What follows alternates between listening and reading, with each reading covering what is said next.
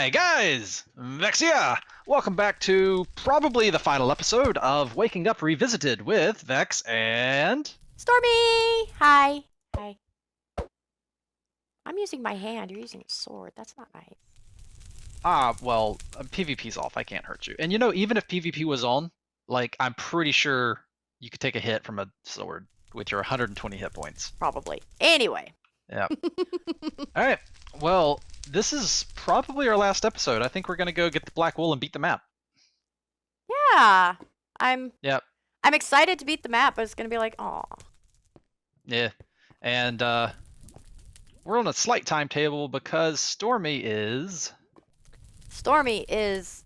going to be possibly going out of town for a week or so, but we don't know exactly when yet.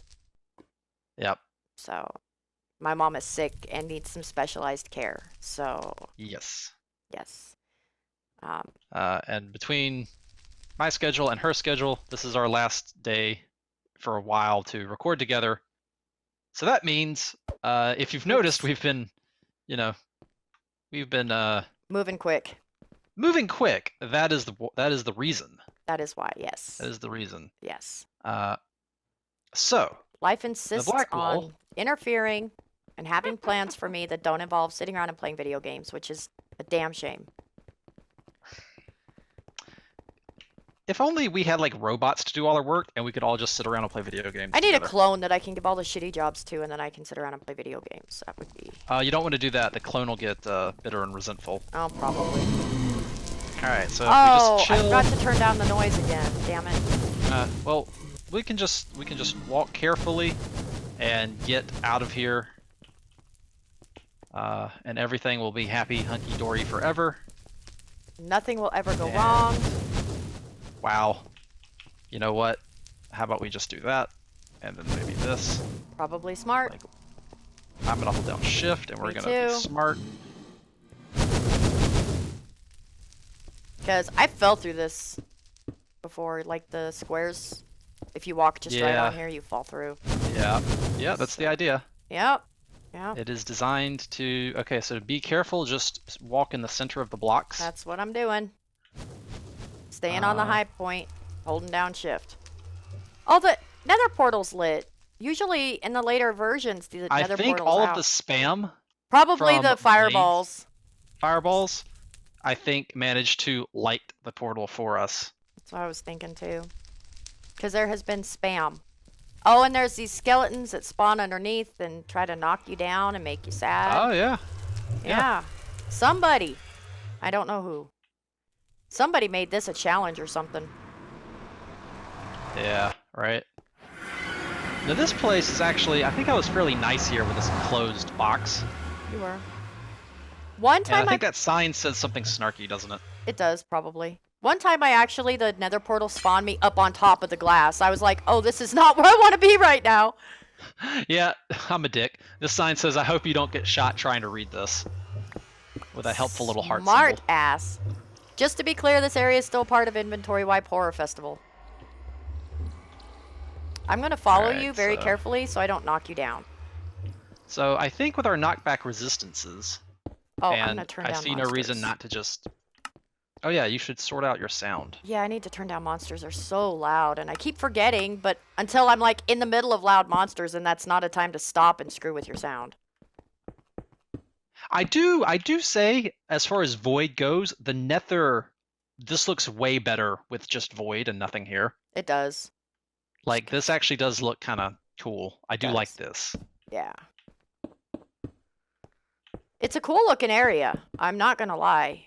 It is really cool, but we're gonna have stuff coming at us now. So obviously the creepers will not knock us back with the explosion, but we do just want to kill them basically. And will you go jump over and start throwing torches down while I cover you?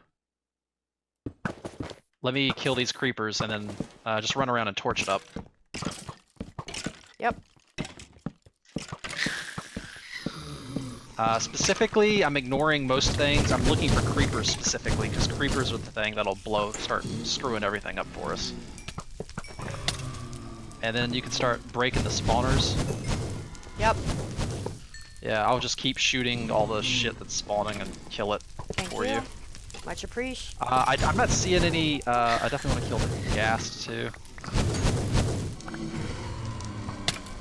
The creeper spawner is somewhere in the middle of the section.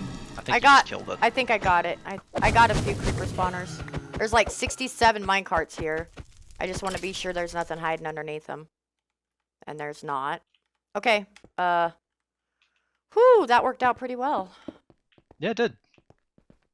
Stone Teamwork. Teamwork. Efficient teamwork. Stone foods and tudes. Something like that. Foods and tudes. I'll take an instant health pot just to, you know. Here's stuff. Oh! Oh, we don't have an anvil! There's an infinity bow in this chest! I could put it on my bow, but we don't have an anvil anymore. It broke. Oh. I think the ghast just died to thorns. I didn't even know thorns would work on a ghast fireball. I didn't either. That's so much free. Funny. Oh. Aw, Ree. I could have my infinity bow. I mean, maybe there's... Hey! Yeah, if you just let yourself get shot by the ghast, I think it'll just die. It seems sharpness 3 knockback. That's not a bad sword. I don't want him breaking the... Oh, pigmen. Watch out for them. They're the ones... I'm actually still scared of pigmen. They can do a lot of damage real quick. Another potion's low. Combat supplies medium. Couple gapples, some torches, and some... You know what? Vechs gave me a stack of arrows before we started recording because I'm a derp and forgot to bring more. That is a decent amount of pigmen. Oh, look at you all blinged out. Let's see how much damage they do. Yeah, see if they can kill you. I'm curious. I'll let you be the guinea pig. If you need help, let me know. They're actually, even though I have knockback resistance, they're pushing you. It's just from them crowding me. I think they're pushing you. Okay, they can't do much damage. You have one hugging you from behind. Okay. No, good to know. My HP tops off immediately. Yep. Good to know. Okay. I wasn't sure. I don't know why I put torches down. Habit. All right, let's go up this tower. It's a little bit spooky. There's creeper spawners in here because why wouldn't there be? Oh, really? Somewhere. Yeah, that's a shame, isn't it? I know. It's such a pretty, like it's, you know what? There were some iron pants that, no, I've got epic leather. I'll wear them. Oh, wow. These are really short-range spawners, aren't they? Because they haven't gone off yet. Well, they're vanilla. I think one spawned. Yeah, one spawned. Oh, are they all just completely vanilla spawners? Like they have like negative range? Well, they have a range of like 16 or something. I think when you did this, you couldn't really change that. Oh, right, yeah. So. Yeah. Yeah, because that's why I have to spam spawners, right? Yeah, that's why I have to spam. I don't really spam tons of spawners much anymore, just because I don't really need to. No. I can have one spawner with a large area, and that's all I really need. And there you go. That's one thing I noticed in. Ooh! Hey, I just learned something. Knockback resistance doesn't stop a ghast fireball from knocking you. Oh, that's. I just got shoved by a ghast. That's really scary because we need to... Oh, hello! Big square dude. Vechs? What's up? You might want to do something about them. Why? Because they're gonna... Just because they might push you down. While you're... I mean, they're slightly shoving me, but otherwise I'm fine. There's a one-wide walkway here that, And if gas fireballs can shove me, I'm gonna be cautious and do this. Yeah, that's fine. Yep. Wow. I think it's the explosion, maybe? I think the explosion does. I couldn't tell. I was busy, like, trying not to wet myself. This brings back memories of Nightmare Realms. I'm just gonna tell you. I've got a Fortune 4 pick, so we can go get infinite diamonds here. Sweet.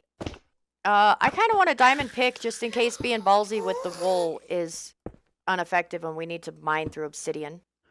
Yeah, I gotcha. Because it takes, what, 5 minutes or something stupid with an iron pick? Oh, smart ass. Creepers in here? Shitballs. Of course there's creepers in here. Why wouldn't there be creepers in here, Vechs? Oh yeah, can the creepers destroy the diamond? They can, they can destroy the floor, so watch out for that. How thick is the floor here? Maybe 2. It's not 1. As far as I know, but I haven't checked the whole thing. I wouldn't trust it.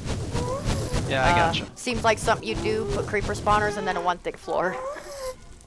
Yeah, in fact, except I didn't actually here. No, you didn't. It's fairly thick. You were nice. Small mercies, right? Yeah. Considering everything else you did, and you did, like, there's so much loot in here. So that's nice. I'm collecting ender pearls. Is what I'm doing. Yeah, I've been doing the same. Okay. So what I would like to do is to have a minute of peace and quiet. Wouldn't that be nice? So I've blocked off the. I'm gonna repair the room to make it easier to navigate. Sounds good. And then. Do you want some more ender pearls? I have everything. I've got 12 of them, so I've I got think I'm okay. 17 of them. So, let's turn that down. I don't know why this. Like, he should have no line of sight on us, and yet he is still shooting at us. Blazes be like that. All right. Let's go ahead and put down a workbench here. That's what. And I will make a. I made one. Okay. All right. Well, I'll put down a second one. Just as you said that, I was crafting one.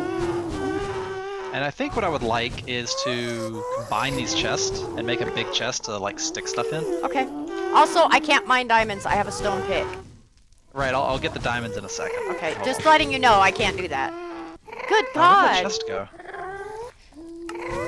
Maybe in my pocket. Hold on. Ghast, shut up. Oh, I have chest in my pocket here. Where should I put them? I was trying to pick the chest up. Well, apparently I did, so, I got it. you know. Okay, let's have 2 chests here. Double up the second chest right here. Okay. Let's dump crap in these.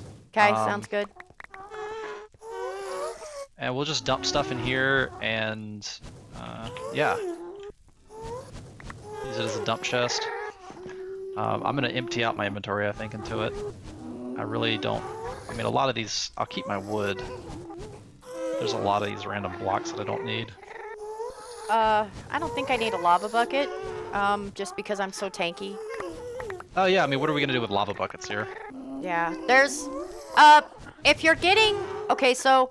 One way to do this area that I've done before to get in these little rooms, especially the one with the redstone, which is really well guarded. You go on the roof of it, and then you put lava down so the creepers don't destroy everything. That's what you need a lava bucket for, but we don't need that, so. Oh, a punch bow. Oh, I'd love to put that on there, too. Why didn't you give us an anvil in here, damn it? I'd love to have an OP bow for the last, like, minute of the map. Right. Sorry. It is what it is. I'm not really complaining. If I was a real dick, I would have trapped these diamond ore blocks. I sort of assume you figure once the player got this far, they've probably earned the diamonds. Yeah, probably. That seems like something you would do. Also, having watched your DevCom, I have a pretty good idea of how you felt about this place. Oh, thorns on ghast is satisfying. Having them just shoot you and die. I bet. I love thorns. That's great. It's like shoot me. Do it. That sounds amazing. I need an axe. So I can chop these chests up and just glom the contents. Ah! Axe. Hi, skeleton. I see you just standing out there chilling. Can I? Whoops. We have 65 diamonds. Wow. Okay, that didn't. So there's our diamond block. Go out. Make a diamond pickaxe for you. Thank you, sir. I had to turn my monster sounds all the way off to get them to quiet down. I don't know why. Those are loud as shit. Yeah, I have a diamond that got blown up somehow. Thank you. It has a diamond pick, guys. Look, it's shiny. You don't need any diamond armor? Maybe some boots. I mean, we don't really need armor, right? We're invulnerable. No, we really don't. But, you know, just because the diamonds are here, like, yeah. Why not? Yeah, I gotcha. I do have some speed potions if you want some extra boost of speed, although in here... Did you just open this chest? Or was I breaking it and it opened while I was breaking it? I'm so confused right now. I don't know. I was fixing to break it and I just hit it with the axe and it opened and I have no idea if it was you or just the chest being weird. Let's see. So confused. So the iron is there's the redstone down there, and I think the iron is in there. I think so. I don't quite Pretty remember. sure. And I think you can ender pearl actually across here to get there. I've done it. Yeah, you can. It's a lot of fun. I had a lot of fun with ender pearls in here. Not gonna lie, I was pretty ballsy. I hope you don't lie. I don't lie. Okay. I'm very honest. Well, I noticed myself using similar phrasing. Like I'll say, "Well, to be honest," and then blah blah blah, and then I think to myself, like, why did I bother to say that? Because I really don't lie to people. Yeah, I don't either, and I don't know why. Maybe to give it like somehow. That does jerk me. Somehow extra. I think it's to reassure the person that you mean it more than you. I don't know. I don't know because it's just a thing that people do. Oh yeah, the gassed fireballs still do knock you a little bit, even with knockback resist. Okay, well, let's build up the path. Oh, are we gonna take the train? I mean, we could, I guess. I'm curious. I'm curious to see because it was broken, and then I played this, and I went somewhere, and it blew up, so it was fixed. Hold on a sec. So that I have to go do something. Never mind. I think you've already decided to go do something as well. I will join you because it is obnoxious and they need to stop. Ah! Wow, this is eerie with no monster sounds. Get out of the way! Whoa! Alright, monster levels are very high here. They are. It's quite. How's your suit holding up? Holding up well. Seems to be absorbing most of the damage, so I'm not taking it to my person.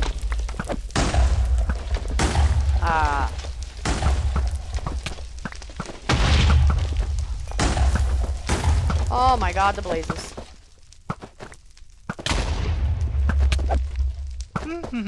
This is actually quite relaxing. It is. The gas spawners, I think, are more down the side of these. Like, whoa. Like, they're a little harder to get to. I think, yeah, there's one. Oh. Okay. Run away! Oh, there's still a spawner here. It was covered up with fire. Spawner, die. Thank you. Is there one down here? Nope. This isn't scary at all. Yeah, I think you're right. This is actually quite, like, this feels very chill. This kind of feels like because we're kind of safe. It just feels more like a DevCom or something.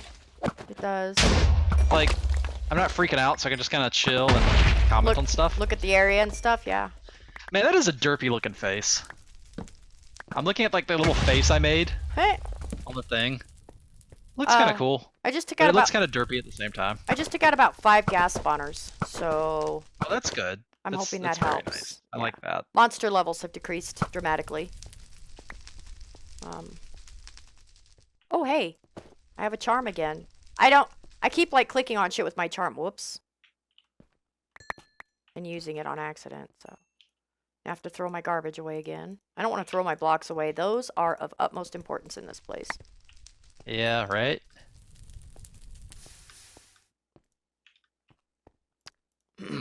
We have coal in the other room in case I need it. You know what I think would look really good in here is to palette to swap this place with some sort of green block to make it pop out.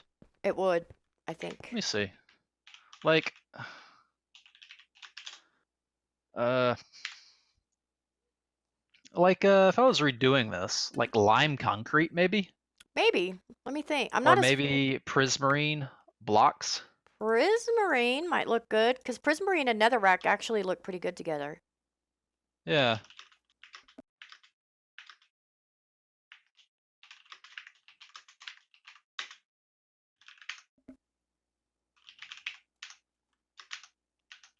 At least you guys have subtitles. You can, since I have my sounds turned off, you can read what's happening.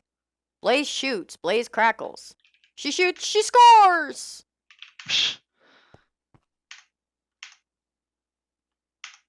Oh, that's my garbage. I was like, ew, what's floating? It's my trash, you idiot. Oh, it's so tempting. You guys don't even know how bad I want to do this. Oh, I'm up here. I have ender pearls in my hand.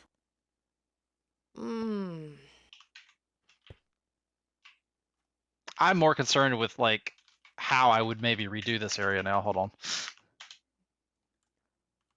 But really? Is it? It's probably going southeast, right? I need So snowballs. like that way. Are there snowballs Right, in here? okay. You do that. I'm gonna do things. Well, I'm just really curious. I don't blame you. I'm curious. Jesus! Oh my god! You don't know what you just did to me. I'm like digging through the blocks, and suddenly they're prismarine. And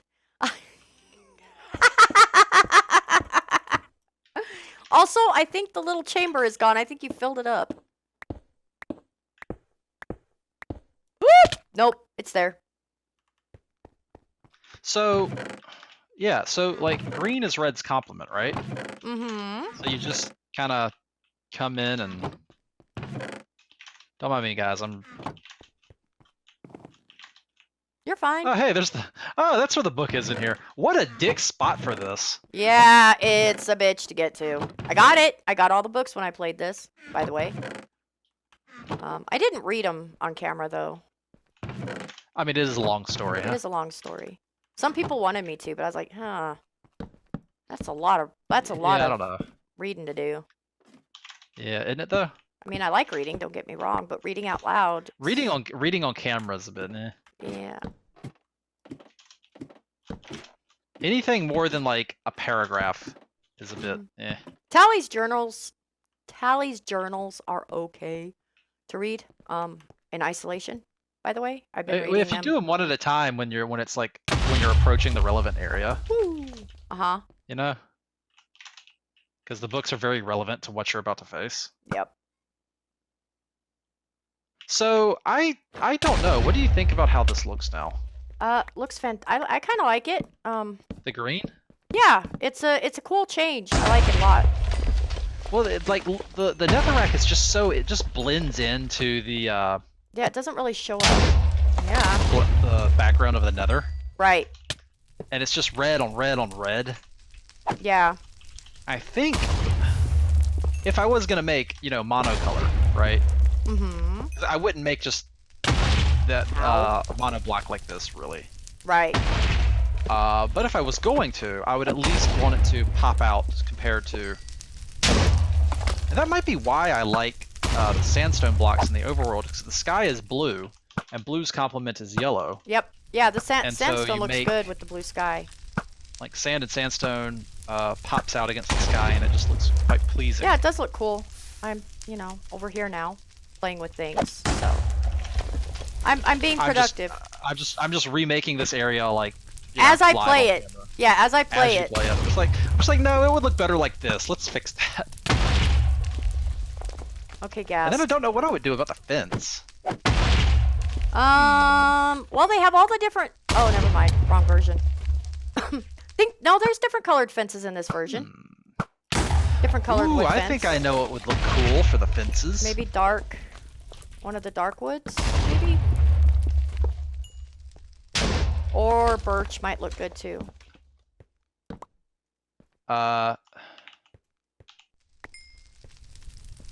Is that just? You didn't see me be all ballsy and stuff. You missed it. No, yeah, I'm like. That's okay. Yeah. My viewers saw it. It's pretty sweet. Right, yeah. It's Minecraft, Nether. It's working out, okay. Although there's gonna be a lot of shit spawned below me, and I put my lava bucket away, so there is that. Oh, there's still a spawner over here. It can be hard to see the spawners when there's fire everywhere.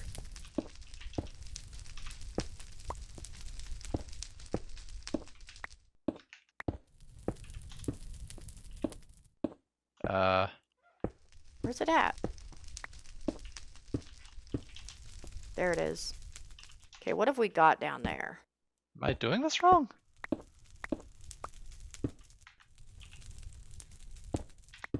Refill. Let's go down. Let's find an edge rather than free falling through here. Let's find an edge.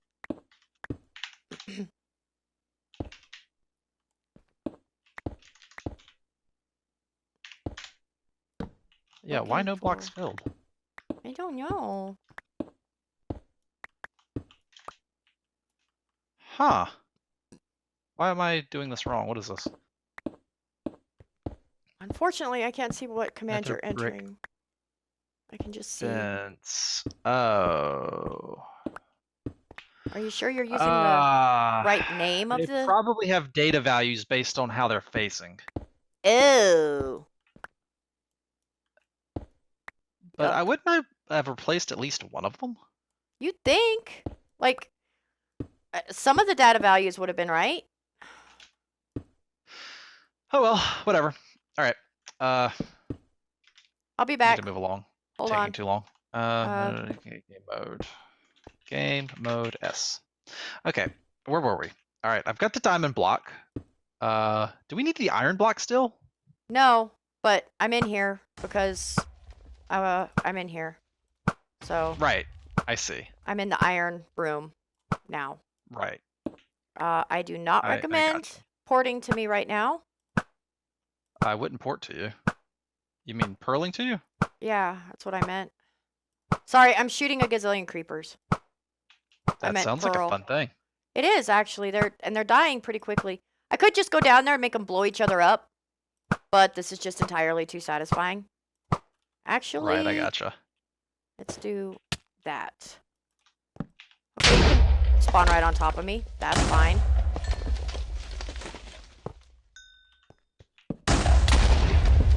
So again, coming through here normally, I'd probably do like a fire resist potion. Yeah. Fire resist potion. Some of these blocks might be left by the time I get through here. And I think at this point, you'd probably want to ender pearl. Yeah, ender pearls are good. Ender pearls are good. What is hitting me once in a while? Something. I think the blazes are ticking me for some reason. I'll be back with you just a minute. I'm gonna have some iron. Don't go on without me, please. I don't want you to go get the wool. Oh, I was about to actually just do that. Wait for me! Oh, okay. Fair enough. I'll wait. I'll be there in just a minute. I just wanted to get some iron because it's there and, you know. Yeah, I gotcha.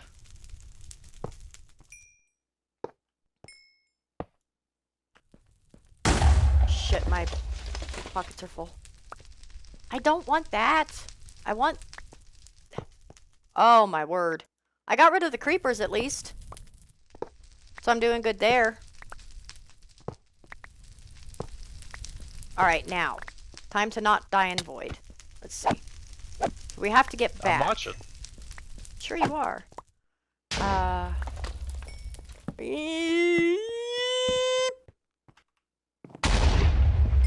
why did... Are you gonna pearl out? No, I ran. Oh, okay. I'll be there in just a minute. I had a ghast in my face, so I think I missed it. That's okay. I just ran across the one wide walkway. No big deal. Yeah, no big deal. But I took out most of the gas spawners. Hi. Hi. So, you know. Shall we go get the wool now? Yeah, let me put my hard one iron blocks away. I'm not going to do anything cool. with them. All right, I'm off. Wait!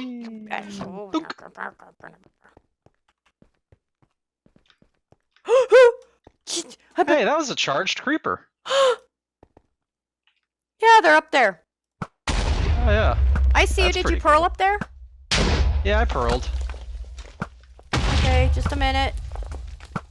Oh, I'm scared of the creepers. So I think you do end up having to dig through some obsidian. Oh, Jesus.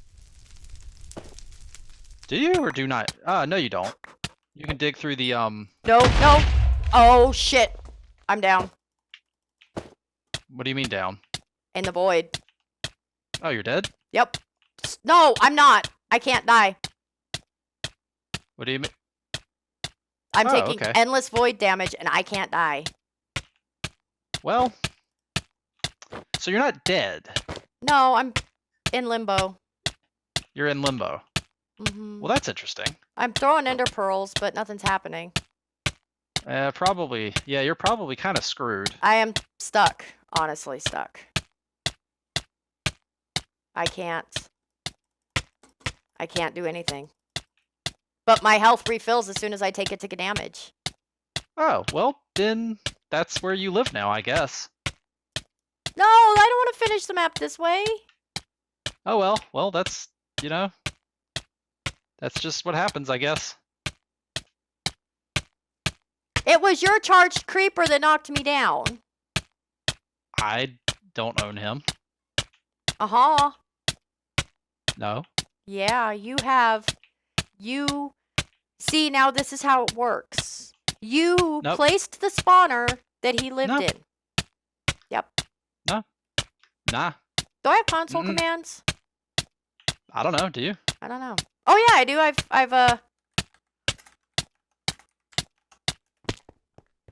Oh, now I die.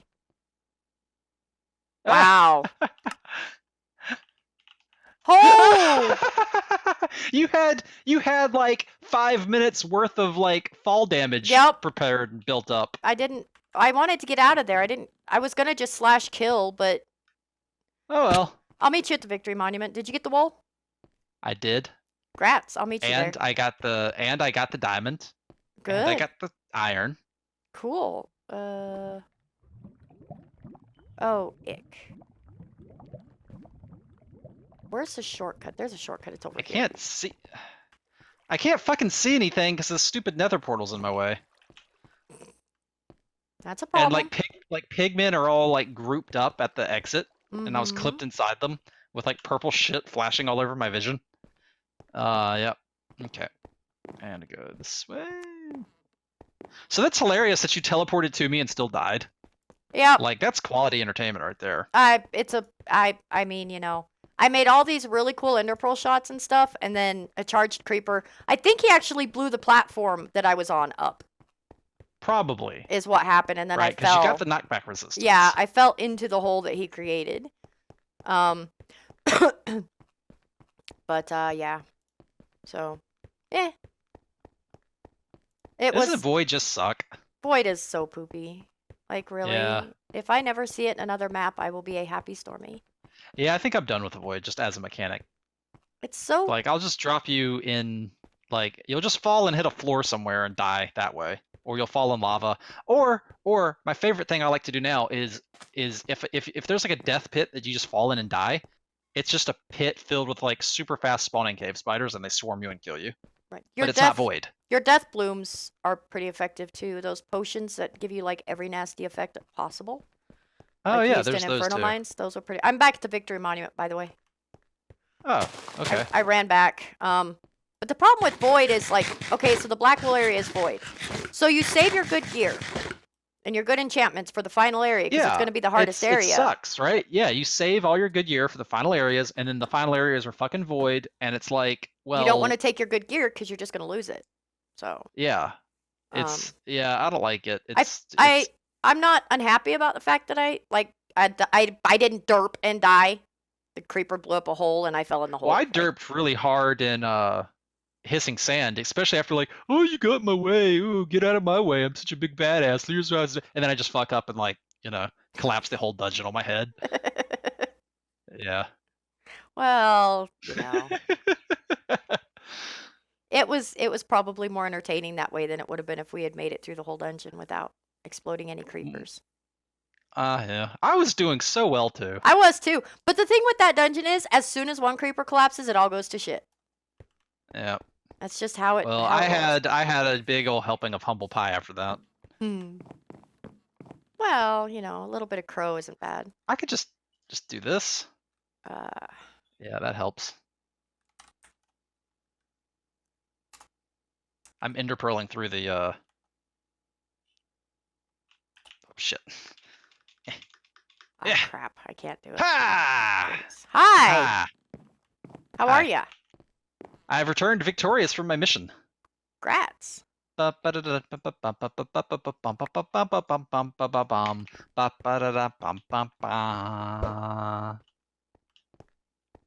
potion. You want to do the honors? No, you got it. You do it. I Thank got you, it. I though. do it. All right. All right. Boom. Diamond block. Get the. Woo! So pretty. And finally, I mean, we could have done the enchanting and gone over and grabbed some redstone, but this shouldn't be on the victory monument. This is a troll stupid thing. I love The when you victory get. monument should be diamond. I That's love it. when you get frustrated at your past self for things you Honestly, did. It's really, you know. well, it's stupid because like the redstone is right there. It's the same gameplay that you go through to get the iron, right? Mm-hmm. It's like another side section, right? Mm-hmm. And then it's like, okay, well, I already did this gameplay to get the diamond. I already did the same gameplay to get the iron blocks. Now, like, do it again, but this time bring a silk touch pick just to get the reds. Like, that's just. I think I really did do this just to troll speedrunners. You said you did. You said flat out right. I did this to troll the speedrunners. Yeah, I don't know. That's dumb. Hmm. This whole thing is just stupid. This is stupid. That's stupid. This is stupid. You fix it? Yeah, it's fixed. There we go. No, All you right. got fix the monument. You can't leave it like Honestly, that. these are stupid too. I just don't like the metal block. This is stupid. This is stupid. Here, this is how here, let me show you a victory monument. Okay, you show me. I'll watch. This is the victory monument. You are the Victory Monument pro, so I am pleased to watch you at work. I'm allowed to say what is and is not a victory monument. Yes, you are. Absolutely. If you're not There. allowed, All nobody that is. let's get this stupid shit out the way. All right. Dude, that is the victory monument. 16 wools, nice and neat, no other bullshit. That's how it should be. This is yes. That's it. All right. Yep, absolutely. Boom. And now it's done. Look at that. Light it up. How does this go? I don't know how this goes for sure. That's in the way too. That's okay. This is what it's about right here. The 16 wools in a nice neat line. Amazing. I sort of fixed it on the end. I don't know how it goes exactly. I'm trying though. Yep. No, that's not right. Is that? It's 1, 2, 1, 2. Oh, wait. 1, 2. 1, 2. 1, 2. I think it's like that. There we go. I threw my class hat off. I saw that. Yeah. Now your head's naked. Yep. All right. Well, that is Waking Up Revisited. I think there's some parts of the map that are pretty cool. But overall, if I remade this map, I think, I don't know, should I remake maps? I think I'd rather just make new maps. Kind of. Well, I am, well, now that's okay, not, now there is kind of something I'm doing with the sequel to Isolation. Well, cool. I really look forward to that. When do I get to see that, mister? Sir? Do I get to test it? There's a tell raw. There's a tell raw at the end of Isolation 1.1 that tells you what the sequel is going to be. Okay. So when you beat Isolation, you get to know what's coming up next. Okay, I need to. Well, see, I have to beat it for my series that I'm doing on it, and then I have to run it through in 1.1 real quick. So. Yep. But I'm gonna have help on the final dungeon for Isolation. Nope, it's not from you, from somebody else. I think, okay, remaking maps is a nice nod to your longtime fans. Yep. Because it's really fun to visit. It's like an old friend that is somehow made new again or fresh, you know? It's kind of like that. Yep. So remaking maps in that regard, and I think you'd enjoy it because there's so many things about your maps that kind of frustrate you. Like playing through this one with you, I've noticed that. So I think maybe you'd find it satisfying. There's some moments like, what was I thinking when I made this, you know? You know, you're being Vechs. Yeah. No. No. No. No blowing them up. No putting them in water or fire. No. Get out of the water before you drown, dumbass. I was about to say, you're just going to drown your dogs now. No, it's only 1 block, so they won't drown, but it should stop your lava. Whoops. Whoops. Whoops. Wait. Get out of here with that. Go. Shoot. Shoot. All right. Well, yeah. So, yeah, there's a lot of areas in here I think I would redo. I missed. Like I like making challenging stuff just because I think vanilla Minecraft is just too easy. Yep. Uh, but that doesn't mean I We got some of the books. think Oh, some of well. the areas in here. Well, I mean, I just did what I was asked. Like I made a dick map. This is a dick map, You were asked for and that. it's hard and stupid and frustrating, It's not, and but that's what somebody paid me to make. but So I did. if somebody paid you to make a dick map now, it wouldn't be the same. Well, yeah, there'd be more traps for one. There'd be more subversions of expectations, which is funny, right? Mhm. I want you to die in a funny way. If I'm gonna die, you know. But then if you don't die to the trap, it's very satisfying. If you manage Yeah. to avoid the trap or That's one thing whatever. I've like some maps just had tons of traps, and I've Yeah. kind of in my recent maps I've backed off from spamming traps as much because you get to like to the point where you expect them. It has to be just like 1 or 2 traps in the map so that you're caught off guard. you eventually let your guard down, Mm-hmm. and then boom, this trap hits you and it actually gets you, and it's like, oh, okay. Yeah. Um,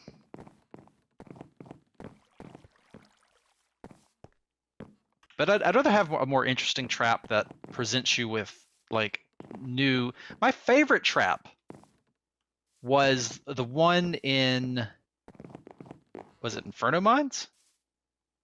Where you go down the ladder and the ladder crumbles into silverfish. Yep, that was and Inferno you fall Mines into webs with chests over lava.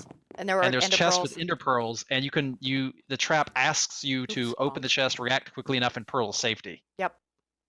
It doesn't just kill you, right? That's stupid. Right. I liked there's- that. That was okay because it made me feel pretty good when I did successfully get out of the trap.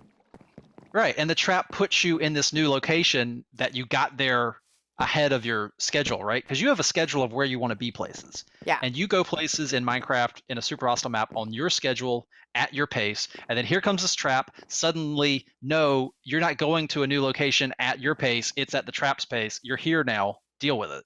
Yep. And it's like, oh god, what's going on? And you have to react quickly, and it's fun and cool. It is. And it's well designed. That's a good trap. That's a good trap. I like traps that are, if I think quick, I can get out of. It's like in D&D. Yeah, I've been trying to make my D&D traps better by saying click and then giving you guys a chance to like actually do something and have some interaction. Yeah. Yeah. So I've used the trap system, the click system. I forget who came up with it first. I saw a girl on YouTube was talking about it, and she got it from somebody else. But basically, it's when the players trigger a trap, you say click out loud, Mm-hmm. and they have basically 6 seconds to quickly we play on Roll20. Mm-hmm. So at a tabletop, they'd have about, I'd say click, and they'd have about, I would then say click 1, 2, and that's it basically. Sitting around a table, they'd have to yell out quickly like what they do. Mm-hmm. But in Roll20, We have to type it. Yeah, you have to. Well, we're on voice chat in Roll20, but I don't want like 7 people all yelling at me. I can't process that. No. So I give them 6 seconds to type. I say click, and then I count in my head 1, 2, 3, 4, 5, 6. Well, slightly slower. Mm-hmm. And they have to frantically type in the chat what they do in that split second. Also, not knowing what exactly the trap is. So, for example, they're in a hallway. I say click. Laura says, I throw myself on the floor. Okay. So if the trap is a scything blade that swings out from the wall, throwing herself on the floor is a great idea, and it'll swing over her head, and she'd have advantage. She would have advantage on the dexterity saving throw to resist the trap. But if I say click and Laura says, I throw myself on the floor, and then I say rocks fall from the ceiling, well, she's just thrown herself prone with rocks falling on her. Now she's fucked up, and she's probably got now disadvantage to. She's got a disadvantage on the saving throw. Yeah. Right. So that's kind of how the system works. Although I can guarantee. Or she could say like. I couldn't type throw myself on the floor in 6 seconds. It would be more like. She could type go prone. Floor. Go prone. Go Okay, prone. that's what Raise I'll try to. shield. Jump back. I'll try to remember these things after I hear the click, and my brain is frantically trying to figure out what I should do. But it's still a really new system for us. We've only used it a couple times, so. Yeah. Well, it just makes traps traps in D&D suck. Complete ass. The very idea and concept of them sucks.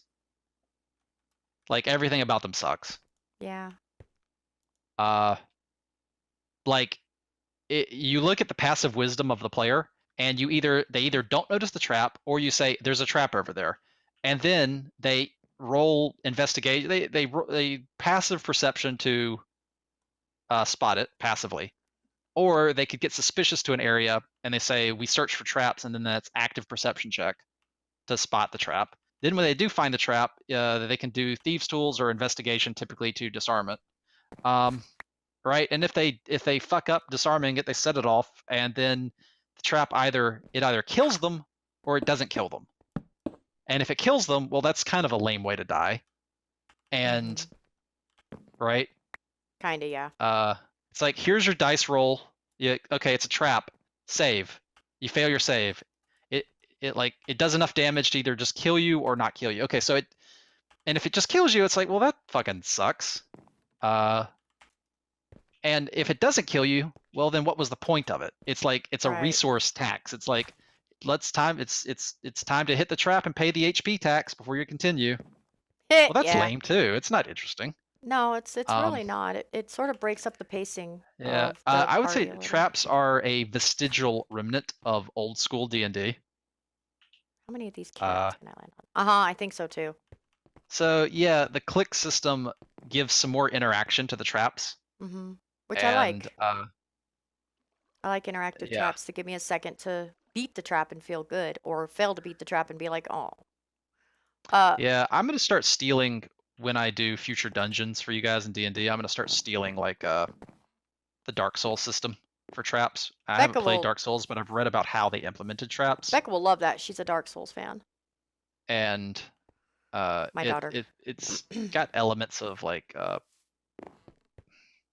it asks you to pay attention to descriptions in the environment. Well, and then notice patterns in the descriptions, and when you see the patterns, you can start to deduce, like, that's a trap.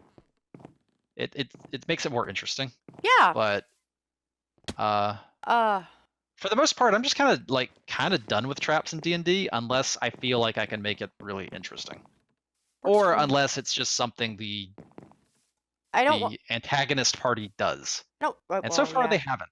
I don't want you to do it because you feel like you should. I'd rather you do it because you feel like it'll add something. By the way, I need my class hat back so we can go fling ourselves off the ceiling, remember? And I can't get it. Okay. We've already established what happens, though. True. We've already done that. You fell into the void and built up enough momentum to splat. Well, remember you wanted to know if you could survive a 255 block drop? Oh, yeah. Yeah, okay. But first we should, we've got other stuff up here to wrap up first. Okay, but I need my class hat back for that, and I can't seem to get it back. I don't know why. I need help. Yeah. But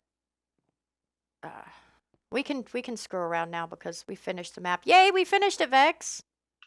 Yeah, we did, didn't we? We did. It's fun. I've had a lot of fun. Come here. Okay. What's up? Hi. Hi. So, are you ready for your present? Yeah. Trying to hit a button flat on a block like that's gonna be a pain in the. I did. Here's your present. Enjoy.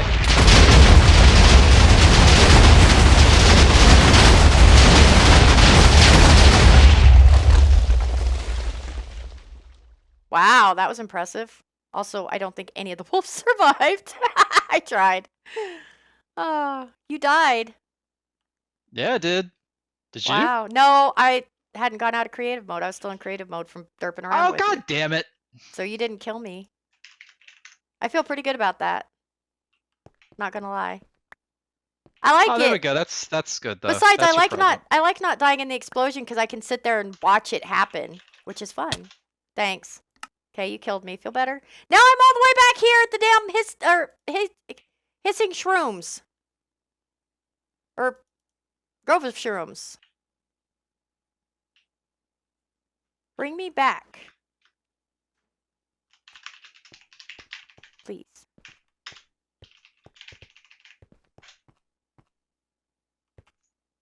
What the shit was that? What happened there? I don't know what happened. You tried to teleport to like crazy coordinates. We're not on those coordinates. Those are, I think, not There we even go. really real here. We're out of the map now. Oh, hi, creeper. Or at least I am. Can I come to you? Giggity. Yes. No, you know what I mean. Oh, hi. There's not an easy. Son of a bitch. You went backwards. After modding on SHO, I can teleport to somebody. Stormy to Vechs. There you go. Hi. Alright, Ooh, this is pretty.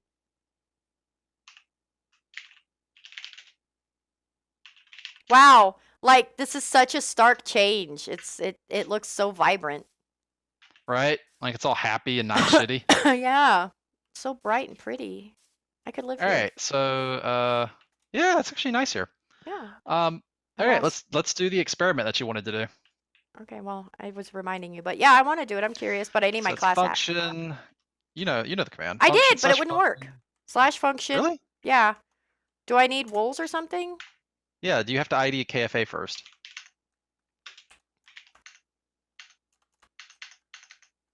It's slash function space test autocomplete function. Okay, I got it. class, Get arcane archer. And then function Warden. I think I want warden.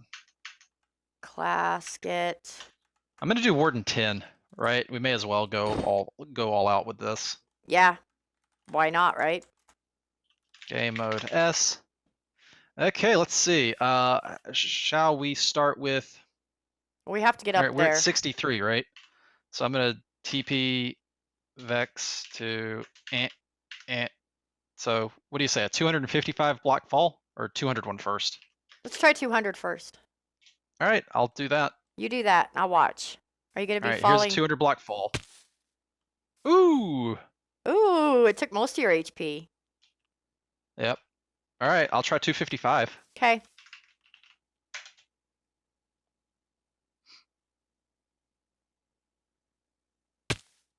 Ooh, that's Oh, but you survived. yeah. I mean, that's enough to live through falling as high as you could feasibly fall in normal Minecraft. I think let's try 265. I think I'm approaching. I'm very close to where you'll actually die. You had 8 hit points when you landed. 266. This is fun watching you fall. Oh, 268. I'm waiting for my HP to come back though. Yeah, you probably better. Well, my HP will mostly refill on the way down while I'm falling. So it's 268 block fall. Ooh. That was close. Yeah, it was. You had wasn't like it? 6. 269.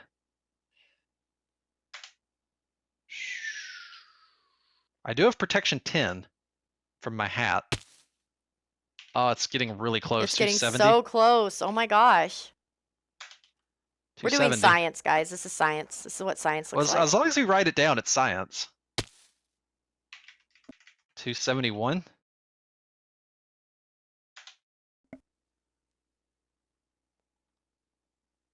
Here he comes, guys.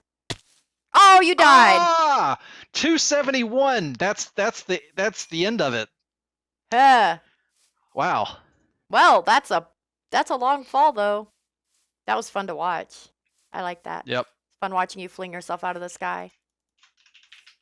And now I'm gonna break our bed and then kill myself and respawn. And I set world spawn to the this place. So this is the world spawn now. That works. Hey, look, we're normal people and we're free. We are. Hey, there's even iron right here. There is. I It's a good saw spot. that. Yeah, it is. There's wood there. There's iron there. There's coal right there. See that? Over Oh, there. yeah. This is a nice place. It The is. sun shining. This is amazing. It is nice. There's a swamp. The swamp has my favorite flowers. Those blue ones. I love the blue ones too. It's so pretty.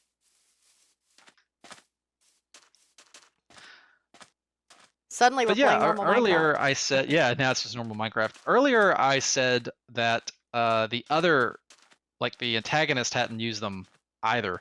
What I meant by that in the D&D campaign that I'm running for Laura and my other friends is Laura and Co.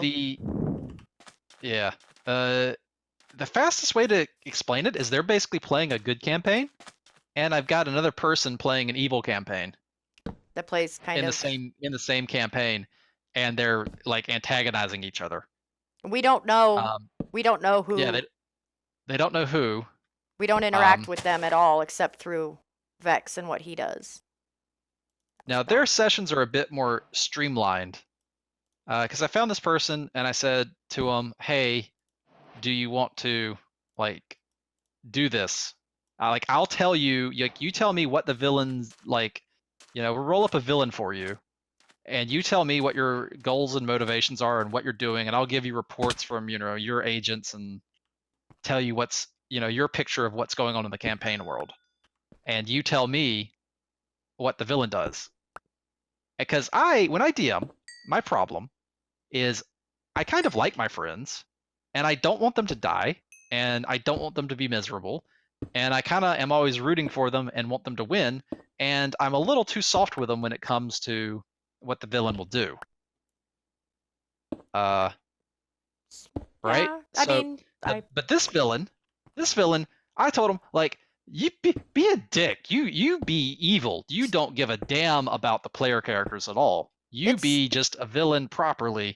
And so what that like an example is agents of the villain stole a bag of holding from Laura's character. Oh, I was now, pissed. and me as the DM, man, players get pissed when you take their items away. Ah. I was not and a so happy typically Stormy. I would never do that. I would not have a villain like steal items from a player character, because that's just gonna piss them off. And if I was a player, I'd be really annoyed. But like that's a thing they could do. I was. But yeah. Yeah, she was butt mad. I would be butt mad. Well, I wouldn't be as upset. I don't think you took it really hard, but you would have like a back-to-back like shit luck sessions. You were like you got kicked when you were down. Yeah, it was like, oh my gosh, what did I do to piss off the gods?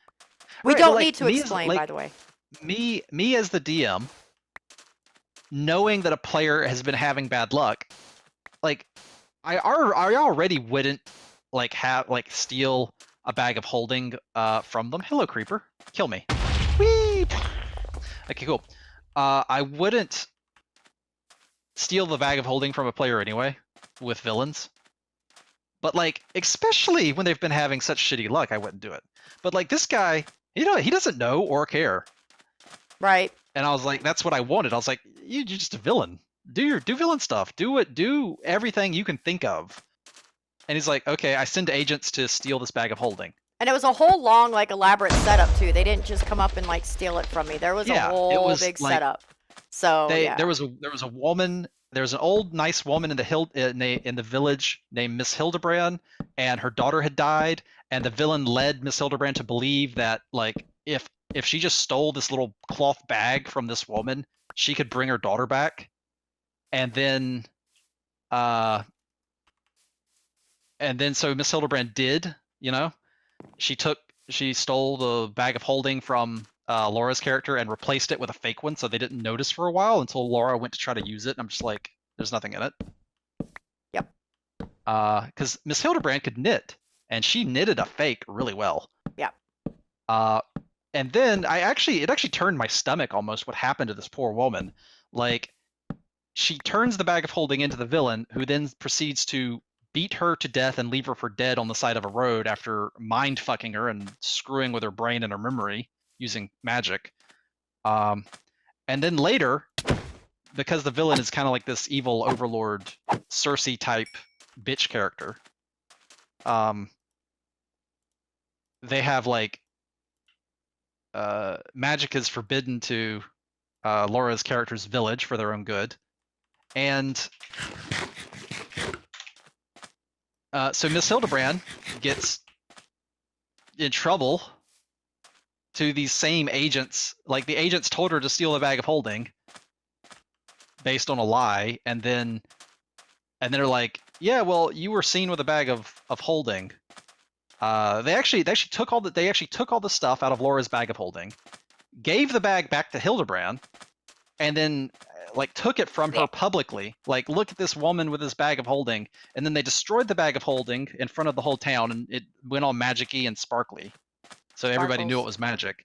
And then they had a manticore rip Miss Hildebrand apart and mutilate her body and eat her in front of the entire town. It was a moment. Like, everybody in the party was just like, oh.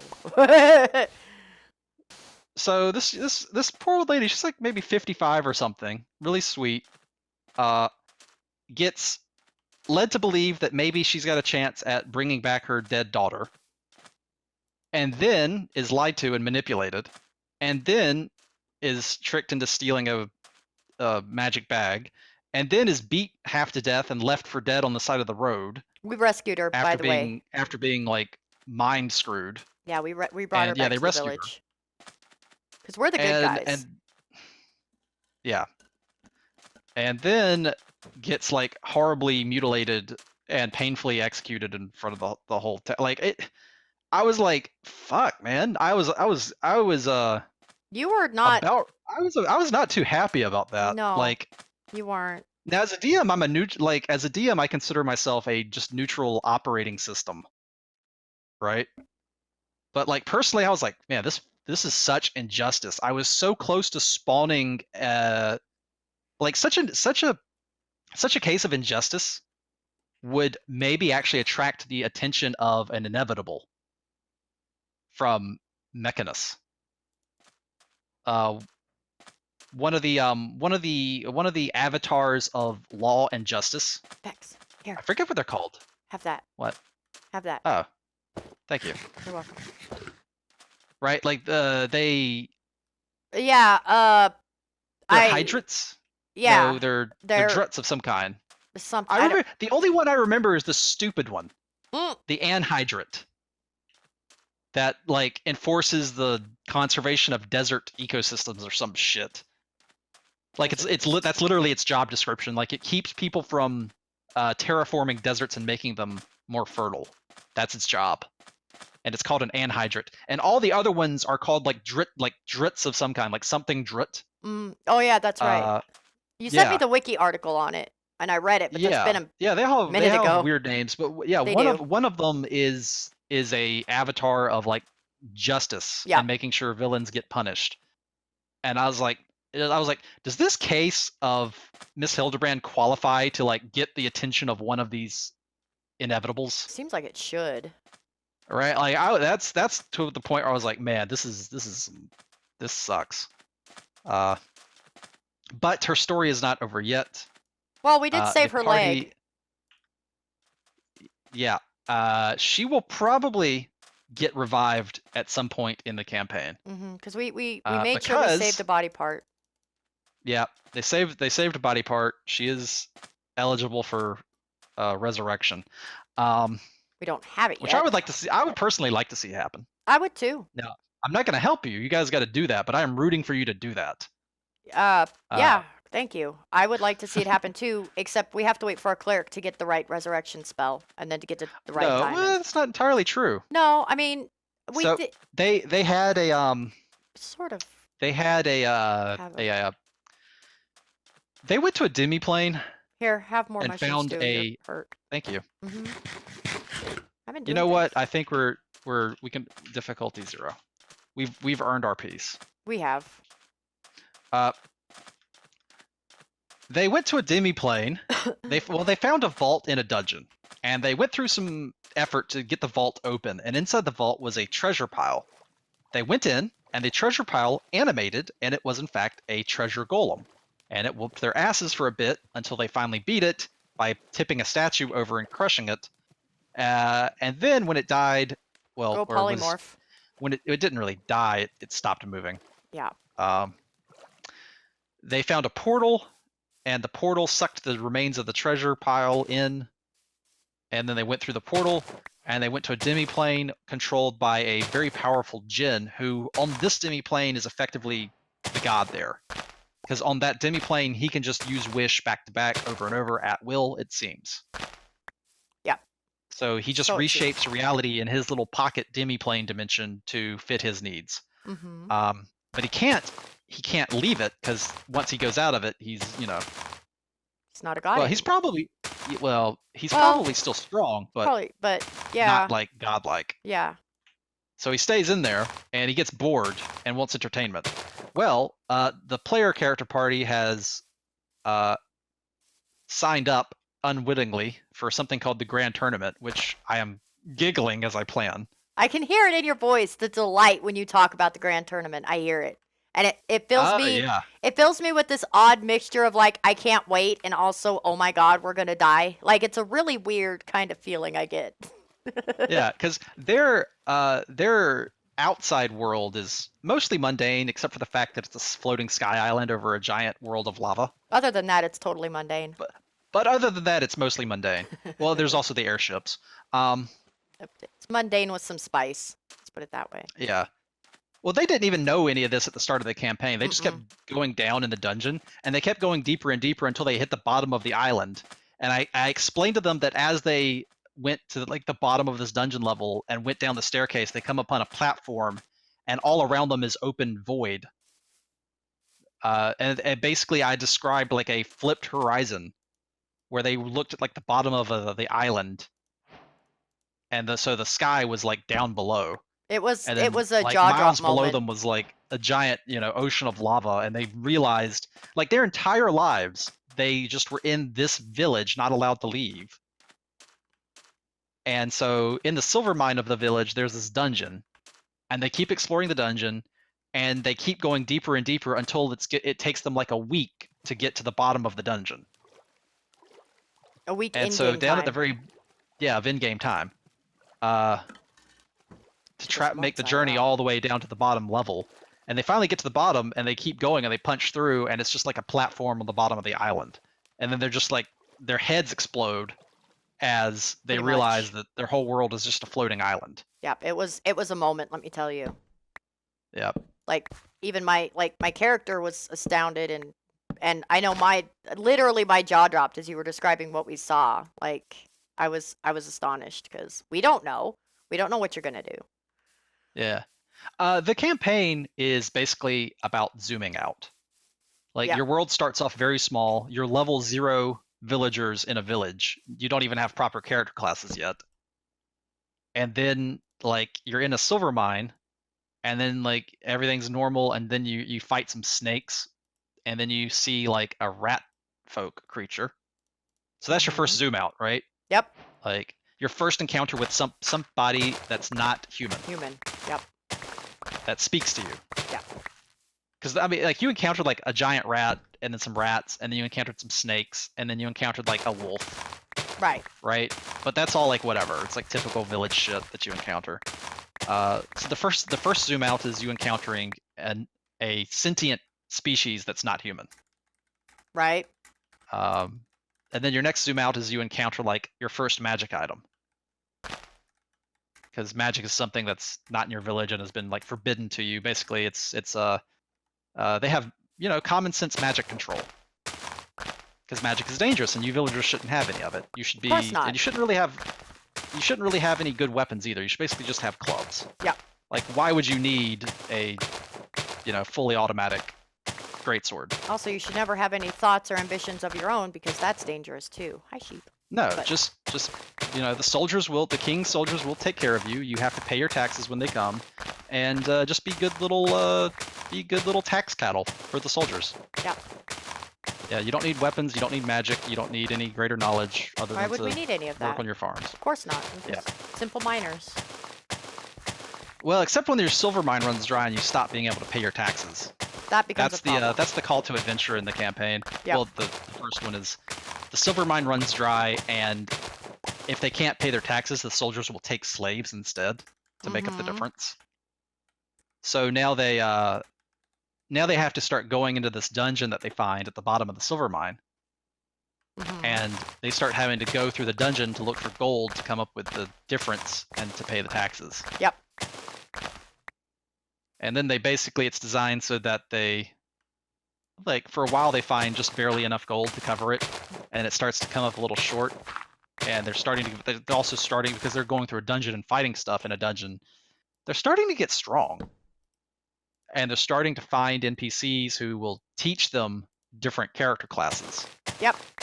So they start leveling up actual D&D characters, which, you know, an actual D&D character, even a third level D&D character has some, like a third level D&D character compared to a 0th level villager. town villager Yeah. is like a god. It basically. felt like a huge, like the power difference. Really, you really felt it. Like they all start as they start with like as 0th level villagers that know how to use clubs and slings, and they have like 6 to 8 hit points each. Right? That's how they started. Yeah. And you know, after a while, they were all like 2nd, 3rd, 4th level like fighters or wizards or clerics and stuff. And like compared to a villager with 6 hit points, a 3rd level fighter is like, you know, Hercules. I'm about to be an 8th level bard, and it feels pretty good. Yeah. I'm a College of Swords bard, by the way. It's a really cool class. Yeah, we're playing 5th edition. Yeah. D&D, which is amazing. Yeah. Huge improvement over 3rd and 4th editions. Yeah. Like it's got the depth and the roleplay feel that 4th edition lacked, while at the same time having a lot of the good ideas of streamlining, like simple just advantage disadvantage. That like 3.5 like just I'll tell you what's wrong with 3.5 or Pathfinder. Just go to Pathfinder or 3.5 and just look at look up the official by the book rules for like shoving and tackling and grappling somebody. Right. Just go look that shit up. It's like 2 pages long. Well, we played Pathfinder for what, 2 months, and it was like, holy cow. Yeah. Very confusing. Yeah. Yeah. So. Yeah, 5th edition's amazing. It's like something like that. Like I shove Laura. Okay, we both roll athletics. Highest score wins. There, done. Yep. Right?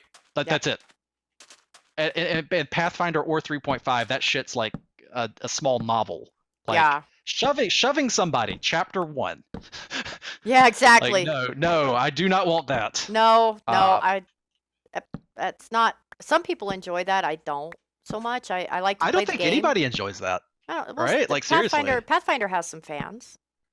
Well, yeah, but they're not fans of the shoving rules. Okay, the shoving rules. Like I think they're just fans of the amount of content that it has for it.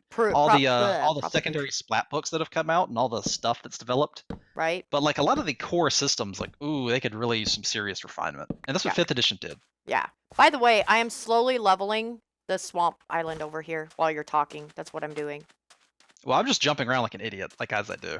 I'm digging dirt. Anyway. Anyway. So yeah, basically I've got this campaign going, and they're slowly zooming out, right? Yep. They go from being dumb villagers to being dumb villagers with a magic item and a talking rat friend, and then they go to being like actual having classes, and then they discover other races, then they discover magic items, and they discover that they're on a floating island. Yep. Now we've gotten a kind of a map of what villagers are on the floating island. They're starting to work out. They figured out that their island is called Island 39, and the capital island is called Island 0. Yep. And they figured out that basically some very powerful beings are in the capital ruling over it, and all the other outlying islands are just basically tribute taxes and resources to the capital. Yeah. And that and the villain, the I call it a PCA, a player character antagonist. Mm-hmm. So I'm just gonna call it a PCA from now on, player character antagonist. That works. That's what it's called in my folder. It's called like I've got a PCA folder. So it's a player character antagonist, which I think is a fantastic idea. You should absolutely try this. Like, get somebody that you know, or even maybe somebody you can meet on Reddit or a forum for D&D, and just ask like, "Hey, do you want to run my villain for me?" Right? And let them come up with, like, you basically give them a report of what's going on, and then they tell you what the villain does, and then you just implement that, right? Yeah. It's amazing because then it's like you don't even know necessarily what the villain will do next. Yeah.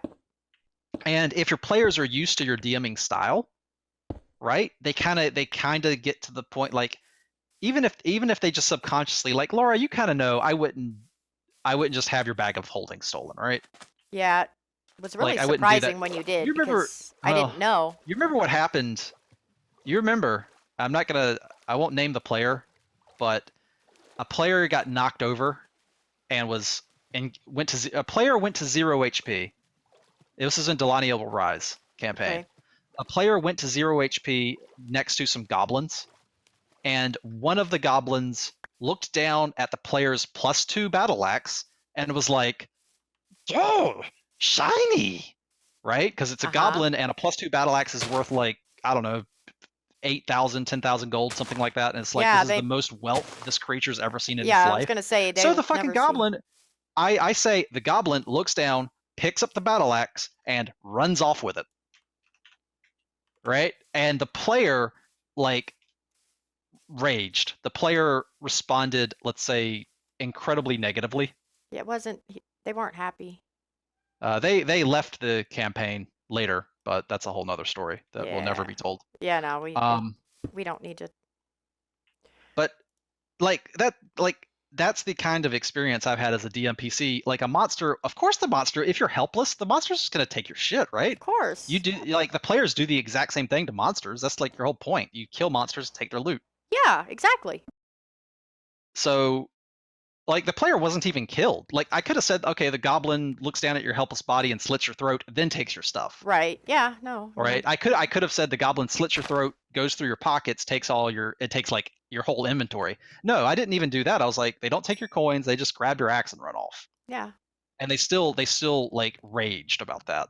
Yeah. I mean, to my defense, I didn't really feel like dealing with that anymore, so I've kind of pulled punches in that area. So this person doesn't care about any of that. They're like, yeah, steal their bag of holding. I want to steal that. When my bag of holding like, got stolen, all my armor was in it. The only thing I had was my weapons. But I didn't leave the campaign or anything. I got pretty cranky about it, but not at you. Even when I thought you had done it. That's the great thing. Is it's not my fault. I didn't do it. I was like, well, that's just how the dice rolls went, I guess, and carry on. Get new armor. Yeah. But see, the thing is though, when like if I was the DM running the villain, like that's me doing that. Like that's me making the villain do that. But now it's like, well, I didn't even do that. I'm just implementing somebody else's plan, and it's like me as the DM, I feel so off the hook now. I'm like, I didn't do that. Players aren't gonna get mad at me. It's great. One thing I do like about playing on Roll20, I don't really like the company so much. They've made some really stupid decisions. So this isn't a credit to Roll20 itself, just the format of playing online. Like there's other companies I kind of wish I went with, but I've bought too many products on Roll20, so I feel like I'm stuck there. Right. Yeah, I know that is. Right, because the products don't transfer. That sucks, huh? Of course not. It would be nice. It's like being on Steam. It's like all my games are on Steam, so it's like I'm stuck on Steam. Yeah. But anyway, the thing of playing with online is like I roll, and I could have the option to hide the rolls, but I always roll openly for the monsters. So the players know, like when the monster rolls a crit, then well, that's just what happens. Yeah. I don't like fudging. I hate fudging. Yeah, you don't really do it, as far as I know. Yeah. I don't like any kind of thing that makes the players feel like they're the center of the universe and the story revolves around them. My style of DMing is a simulationist. I'm just like, I'm making a world, I'm making characters in this world that are going to pursue their own goals that makes sense to them. Yeah. And you guys can interact with the world how you see fit. Yeah. And like logical consistency, like narrative consistency is a big deal for me. Yeah, you do stick pretty good to that. Style. This can be a Vechs Talks about D&D episode. Yeah, I might snip this off. Or I might just leave it. You should probably leave it because getting the final wool didn't take that long. Whoops, hop. Yeah. And people, like to hear the Vechs Talks about, stuff, so. Well, I used to just talk, like, the thing about me playing Minecraft back in the old days is I would just play and talk about random shit. I remember. So that was my Well, style. while you talk and I about random kinda shit, I'm stopped playing doing it. I Minecraft. Well, I kind of stopped doing it. I started doing like the purpose like test videos where I showed off something specific and then Mhm. showed it off and then stopped the video. Yep. But it's kind of nice to ramble. I like rambling. It is. It is. Although it my is voice fun. is starting to get tired. Is it really? Hmm. Aw. Well, I haven't been talking much. I've been mostly letting you talk. I will Oh, say okay. that that's why your voice is getting tired. I haven't been just because you've been explaining stuff. The campaign is really fun. When I found out somebody else was running the villain, I felt a little bit like I was like my character. It felt like a safety net had been taken away. So it took me a little bit to get like okay with it, but I'm cool. So, damn it. You know what the funny thing is? I'm making iron shovels now. What? So there's basically the good campaign party. That's Laura's party. Hi. And then there's the player character antagonist. Yeah. And then I've got other people running other characters that like I'm not even sure the person running the villain knows about. So Eh. theoretically there's two villains being ran by two different people that don't actually know that there's another villain. Pretty amazing. Isn't that funny? Yeah, I like that. And then Sam is controlling like this kind of neutral quest Ah. giver red dragon that like wants to it wants chicken nuggets. We have to find the golden recipe book that has the recipe for chicken nuggets in it, and it's No, like the best recipe ever for chicken nuggets is in yeah. that book. And we don't even know what chicken nuggets are. So, we have no idea how to make these chicken nuggets for this dragon, but we want to help her. She's nice. Remember when my bard character from the old campaign made a cameo in this campaign, and like in his magnificent mansion was like tacos, and you Yeah. guys saw tacos for the first time? Yeah, I remember that. You're like, what are these? Yep. It's like, what's tomato? What's pizza? I think there was pizza too. We experienced there was pizza. Pizza and tacos. Yep. Delightful. Delightful combination. Actually, that's one thing I like about buffet restaurants. You can just get whatever combination of shit you want. Anyway. Yeah. So yeah, it's kind of how we are with the chicken nuggets. Like this dragon is like, I want chicken nuggets, and we're like, okay, but we're not gonna say no. It's a giant red dragon, and Ancient red dragon. ancient red Although dragon. she's a bit old and going a bit, She's a sweetie. See now, she's only got one tooth left. Her front left fang. It's like a little snaggletooth that she's got, and she can't really fly very well. She can kind of glide a little bit, but she's got like back pain. So she asked the party very tsundere like by the way, if you find like an artifact or some sort of magic item that lets you fly, I have a friend that needs it. I don't need it at all. I can fly No. just fine. But Yeah. if you do find that, I would want one for Just my friend. For her friend. Yeah, we get. She's like clinging to like her red dragon vanity and her pride. Yeah. Because that's what red dragons do. They're very prideful, vain creatures. But, They are. she at this point she's like all her teeth got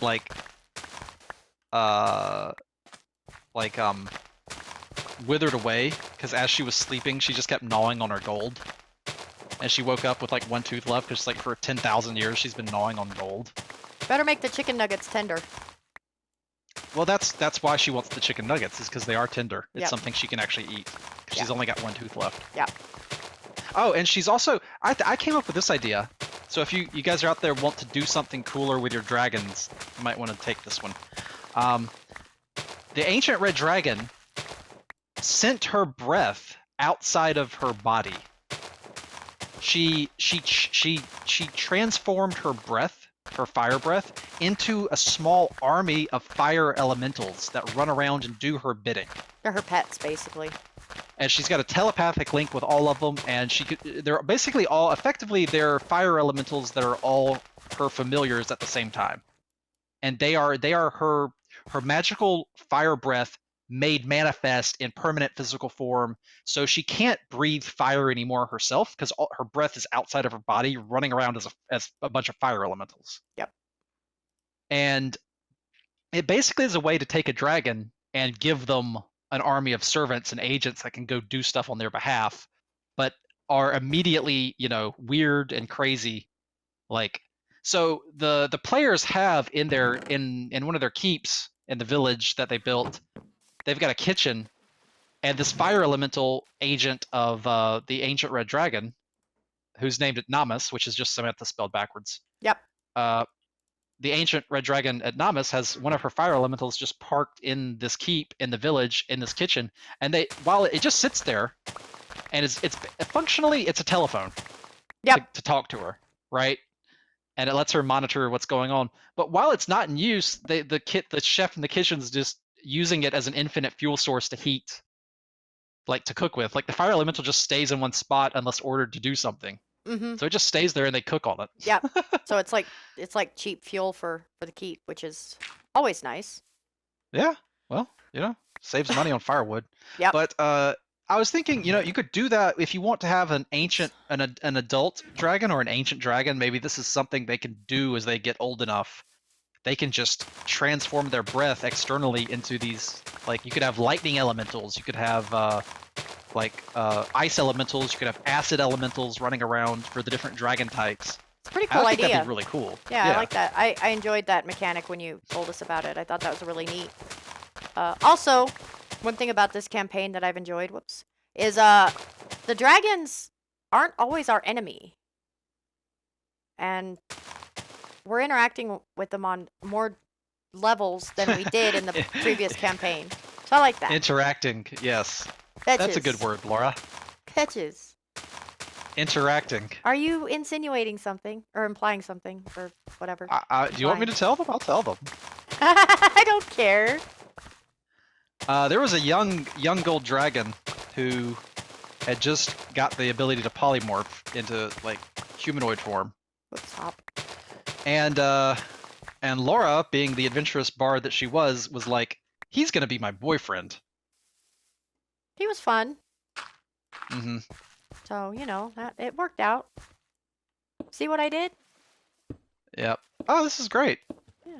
You flattened it. I did. I doing something while we're chatting. I'm the industrious type. Yeah, my bard. Yeah. I like playing a bard because I have reasons to do all kinds of crazy things. Except, I will say, bite me. Okay, probably not the right context to use that term, but I will say that having my daughter in the campaign, dude. Yeah, you rode that dragon. I guess if you know what I mean. he flew me around places. Having my daughter in the campaign, then he would land kinda... you in secluded island on a lake, and you guys would Vechs. I don't know what you guys did. I don't know. What did you guys do? I don't know. I mean, to be fair, my bard in I think it's just a bard thing, right? It's just what bards do. Yeah. My bard in the previous campaign was we ran into a half devil woman, a Cambion. They're called Cambions. They're half devils, and she was pretty muscular and big, and was a problem for us. And my bard was like, why should we fight when we could fight? Yeah, he Wink, was a wink. very effective bard. Well, I seduced her, and that's how we solved that encounter. Is I banged a Cambion half devil lady. I mean, So right? I mean, it worked. Yeah, it did. She didn't try to kill us anymore. No, she didn't. She was She did hang around though. She was busy doing other things, like you. Like you're doing. Yeah, I think Oh, it's just a bard thing. I think so, and it's fun playing the bard to have the reason to be a little more nuts. Well, it's a very popular archetype, right? Like the scoundrel archetype, like your Han Solos and your Indiana Joneses, and I just Right. realized they're both played by Harrison Ford. Well, maybe it's a Harrison Ford archetype. Or your Star Lord Mm-hmm. for a Yeah. more modern one, right? Yeah. Like your scoundrel and rogue. I was gonna say like a roguish scout, but like rogue is literally just a class. It is. I like So playing this- kind of the Henri. The adventurous Yeah. scoundrel archetype that goes, and it's a really popular archetype in fiction, and It's fun to role play. yeah, it's incredibly fun to roleplay. It's I mean it's more fun to roleplay than like for me personally. Like I like mechanically I like the bards and the paladins because they get both melee and magic. Mm-hmm. I like the mix. Mm-hmm. I like having some magic and I like being able to just beat some ass with a giant weapon And then I cast want to. magic. and then cast magic. Yep, me too. I'm greedy. I just want everything. Me too. That's why I love playing the bard I play, is because I have magic and I can hit the shit out of stuff. Because my dex is my so bard's high. like my bard's original goal. He started as an Aasimar, and he eventually got true polymorph and immediately turned himself into an adult gold dragon. Yep. I think he may have had to wait a level to get the CR rating matched up right with the adult gold dragon. But either way, he Think so. did. Uh-huh. He turned himself into an adult gold dragon. Uh-huh. And then I think rules as written, I would have had to lose my bard class and start over as a first level bard, Mm-hmm. which I would have done happily. I would be Yeah. like, okay, I'm a gold dragon, but first level bard, cool. Mm-hmm. Because it says it transforms you into that like sheet basically. Right. But you keep all your mental faculties and your memories and your knowledge and your personalities the same. And I was like, well, I should still know how to do all my bard stuff, right? Yep.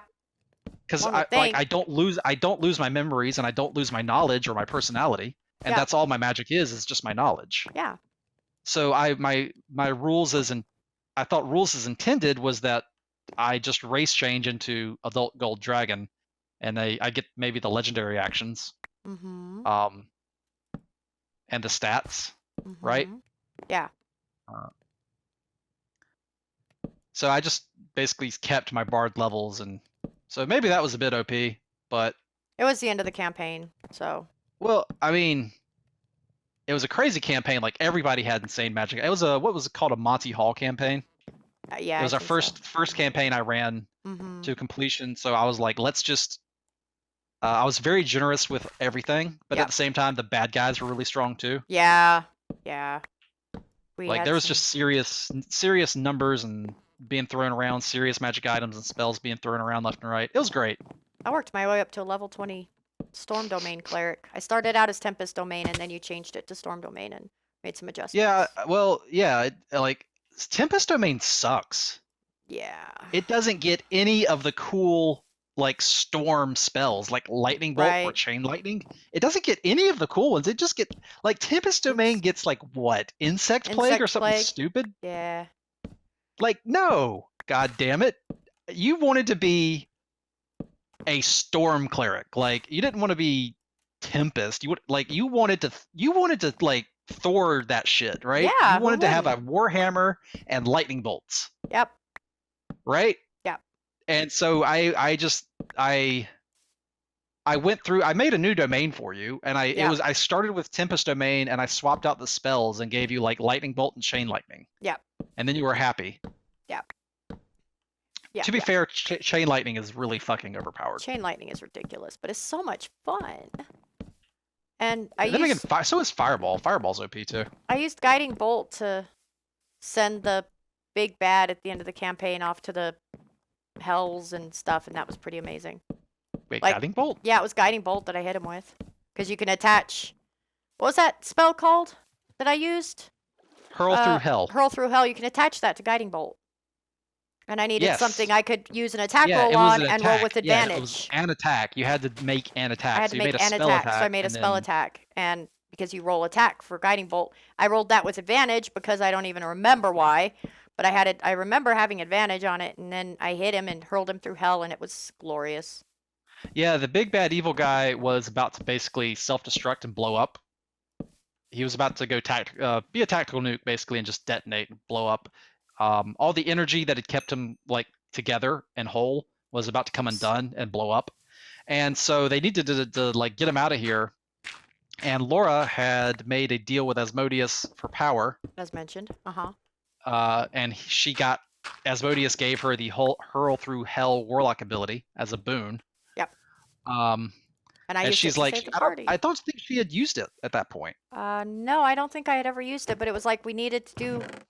we were trying to do... The party was like pretty obliterated by that point. It had been a long Yeah, like everybody battle. was down. You guys were down to like the crumbs of your power. And it was like, well, I have this and I can try to use it and see what happens. We knew he was Yeah. almost dead. We were almost dead. So, Hail Mary. Well, he was dead and self-destructing and about to blow up and kill everybody. I don't think we knew that though. I mean, he was like I was describing like crazy energies. His Yeah, I armor mean, was we like, could guess, but you hadn't actually told us straight out that that was going to happen. So, like his armor, like he was like self-compacting, like getting sucked into his own armor and like into a single point. It was bad. yeah, it was Or bad. no, maybe it was bulging out. Like something was like warning narrative warning lights were going off. Like this guy is about to do something. This is bad. Um, This is going to be So bad. yeah, Laura farts out like this little dinky ass level 1 guiding bolt, which actually can hit quite hard still. But it was just an attack, right, to satisfy the needs of Hurl Through Hell ability. Yep. She landed the attack and then activated Hurl Through Hell, and basically sent the big bad guy into the first plane of the 9 hells. And I think Tiamat was just chilling there, and I narrated. I was like, "Do you guys want a cutscene?" And everybody's like, "Yeah." And I was like, Tiamat is just chilling on the first. I think it's called Avernus, right? The first level of hell is Avernus. I think so. Yeah. Damn The it, stop first jumping. layer of the 9 hells is Avernus, I believe. And now I'm doubting myself. Whatever it's called, Tiamat's just chilling there because Tiamat guards the first level of hell. She's enslaved to Asmodeus. Tiamat being the evil, the female evil overlord of all evil dragons, and Bahamut is the good platinum dragon of all the good dragons. And so the big bad evil guy just comes in like over Tiamat as like a falling star meteor up in the sky, and then he proceeds to detonate like a nuclear explosion in the skies over hell, and like the shockwave hits Tiamat and like makes her spill her coffee or some shit. Yep. It pissed her off. She was not happy. Yeah. I was a little bit afraid Like- Tiamat was going to come find the person responsible for that and like obliterate us. Yeah, I mean, I think she took like 100 points of kinetic shockwave damage. It was, Some shit like that, which was is, to her glorious. is just like, dink. But it was a glorious moment and a fantastic way to end the campaign. Very high Yeah. drama. Like, felt really good.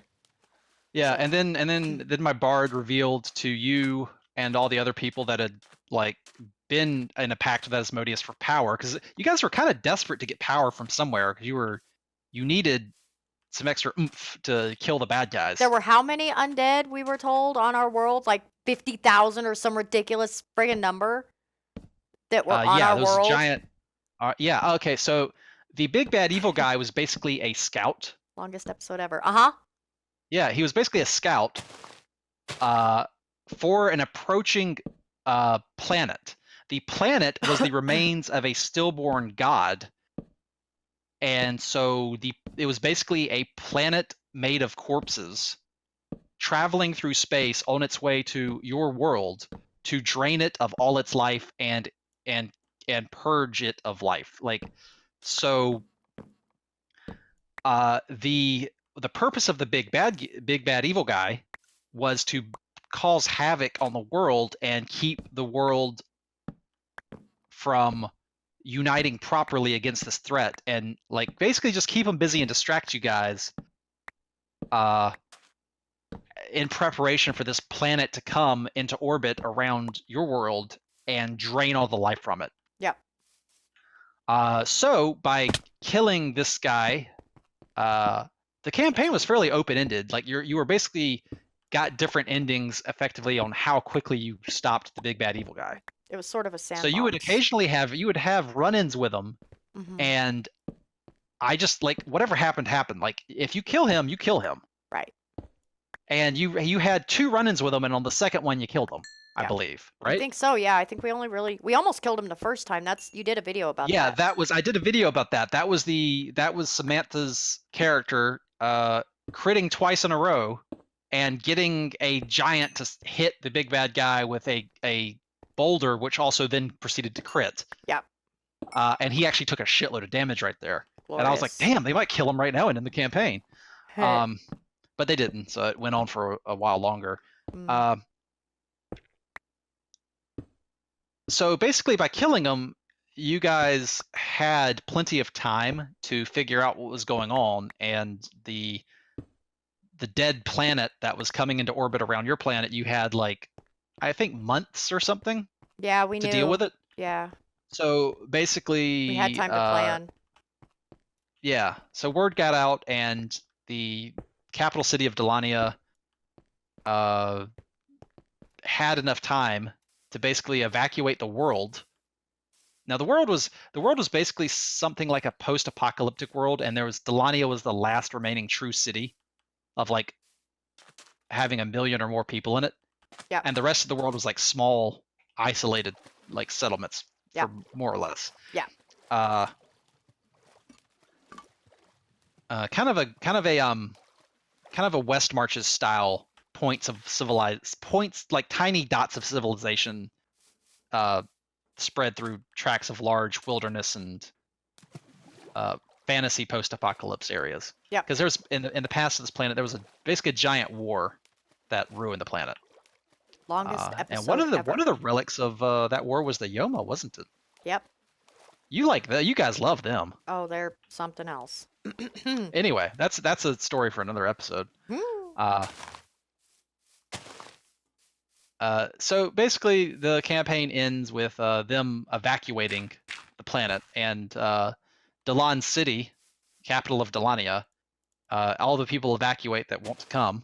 And there are some people that didn't. They were like, "No, we're gonna stay." Of course, there's always some. Yeah, and even like the vampire lords were like, "Yeah, we want to go with you guys. Can we come?" Yeah, well. And so it was like everybody on the planet's like, "Okay, guys, truce. We're all gonna get into our city-sized lifeboat and plane shift us into the astral plane and get the fuck out of here." Yep. So that's basically what they did. They had time to orderly evacuate the planet and save most everybody. Yeah, we I feel like the deal with Asmodeus was made in the interest of saving the lives of a lot of people, so it never bothered me too much. Yeah, well, it turns out that you guys basically double-crossed Asmodeus and tricked him into giving you power. Which was amazing, and I was so happy that happened. Yep. So you guys you severed your bonds with Asmodeus through probably the only I thought personally to me the only two gods that could really dick Asmodeus over in this regard would be Mystra, the Lady of Magic, and then Dumathoin, the Keeper of Secrets under the mountain. Yep. So basically the dwarven god of secrecy, and then the goddess of magic and arcane knowledge. Yeah. They basically worked together to hatch a plan to dick over Asmodeus and use his power, and then, not uphold their end of the bargain. Well, I mean, he's a bad guy, so like he kind of deserves it, right? To be dicked over.